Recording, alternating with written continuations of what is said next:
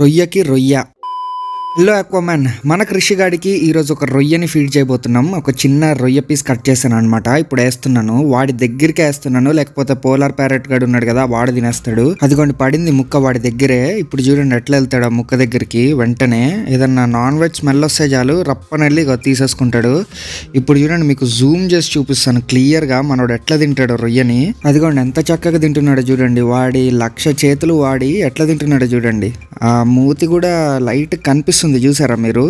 ఇంకా లోపలికి తీసేసుకొని చీల్చుకుంటే తింటున్నాడు చూడండి. ఇలా ఎవ్రీ 2 డేస్కి లేకపోతే ఆల్టర్నేట్ డేకి ఒక రొయ్యని కానీ ఒక చిన్న లివర్ పీస్ని కానీ వేస్తాను అనమాట. మనోడు తిని చాలా బాగా గ్రో అవుతున్నాడు, కలర్ కూడా ఇంప్రూవ్ అవుతుంది. ఇప్పుడు ఒక చిన్న పీస్ మన పోలార్ ప్యారెట్ కోసం కూడా వేసాను. అసలు ఏది తినిందో స్లో మోషన్ చేసి చూపిస్తా చూడండి. అది మన పోలార్ ప్యారెటే తినిందనమాట. మీ అమ్మ నాని చూశారనుకో నా కొడక రే నీకు పిల్లను కూడా ఇవ్వరు రే ఎవరు. జై రొయ్య.